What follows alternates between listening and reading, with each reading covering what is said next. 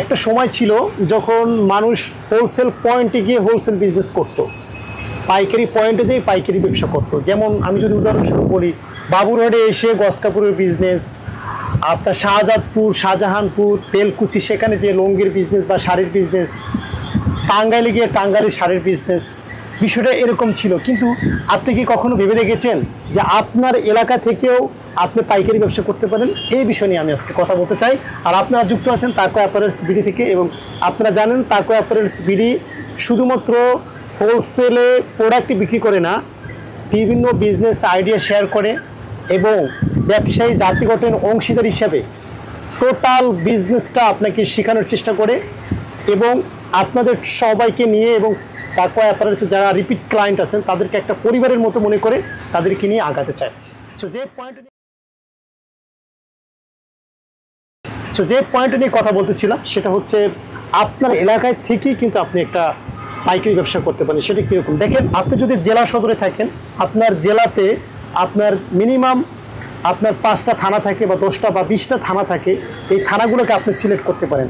যদি আপনার জেলা হয় এ, তাহলে আপনার থানাগুলো হবে বি। এবার দেখেন আপনার থানাতে কিন্তু অনেকগুলো উপজেলা আছে, তারপরে হচ্ছে ইউনিয়ন আছে।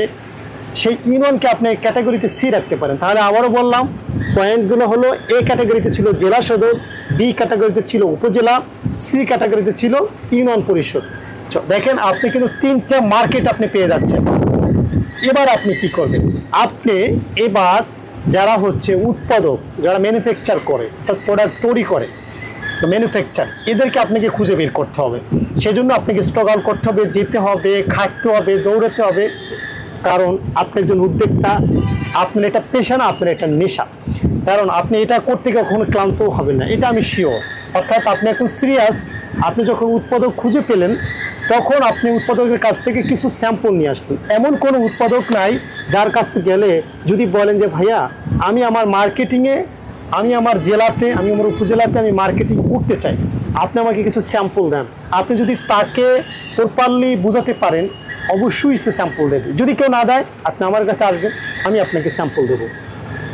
তো স্যাম্পল নেওয়ার পরে আপনি চলে যাবেন আপনার জেলায়।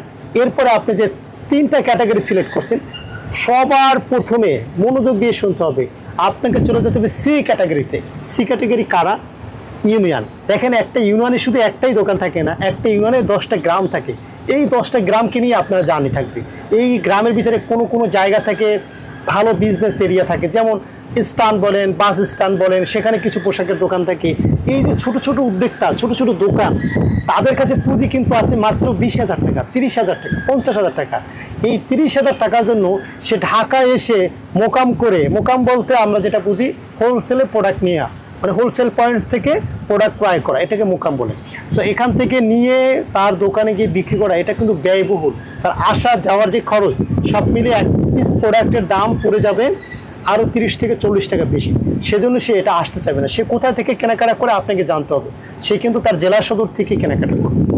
সো এই যে একটা অপরচুনিটি, আপনি যদি নতুন প্রোডাক্ট জেলা সদরে যাওয়ার আগে, অর্থাৎ ফ্যাক্টরি থেকে বের হয়েছে, এখনও মার্কেটে যায় নাই, আপনি এই প্রোডাক্টটা যদি আপনি তার কাছে প্রেজেন্টেশন করতে পারেন যে ভাই এই নাও 5 পিস স্যাম্পল, তুমি 5 পিস স্যাম্পল নাও, আর তোমাকে নিশ্চয়তা দিচ্ছি যদি সেল না হয় তুমি আমাকে পরের সপ্তাহে ফেরত দিয়ে দেবো, আমি তোমাকে টাকা ব্যাক দেবো।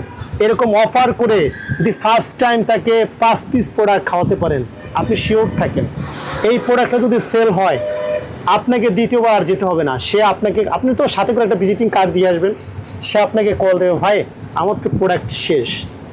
সে তো ভাই সেখানে বিজনেস করতে বসছে, সে শুধু বুঝে আমার যেটাতে বিজনেস হবে আমি সেটাতেই আমি আমার ইনভেস্টটা করব, তাই না? এটাই কিন্তু পৃথিবীর নিয়ম। যখন তার সেল হবে তখন সে আপনাকে কল দেবে। সো আপনি তখন লিস্ট করবেন, এই এলাকায় 10টা দোকান আছে, অমুক গ্রামে 5টা দোকান আছে, টোটাল ইউনিয়নে আমার 5টা গ্রাম, সেখানে 25টা দোকান আছে আমার। এই 25টা দোকানে লিস্ট করে সেখান থেকে আপনি রেগুলারলি আপনি কিন্তু মার্কেটিং করতে থাকবেন।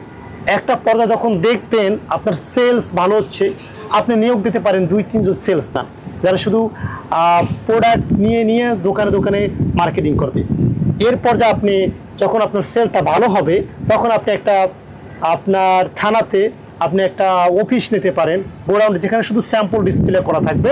যারা অর্ডার দেবে আপনি অর্ডার পাওয়ার পরে কিছু অ্যাডভান্স নিয়ে আপনি কুরিয়ারে আমাদেরকে বা যারা উৎপাদক তাদেরকে আপনি নক করলেন যে ভাই আমার কিছু অর্ডার আসছে, প্রোডাক্ট পাঠান। আপনি প্রোডাক্ট রিসিভ করে দেন তাদের কাছে পৌঁছে দিলেন। তবে আপনি যেখান থেকে প্রোডাক্ট নেন সেটা হতে হবে মাদার হোলসেলার অথবা ফার্স্ট সোর্স আপনি করতে হবে, যিনি আপনাকে একদম ডিফারেন্ট আনকমন নিউ প্রোডাক্ট আপনাকে প্রোভাইড করতে পারে, যাতে করে আপনি মার্কেটে যাওয়ার সাথে সাথে আপনার দোকানদাররা আপনাকে লুফে নেয়।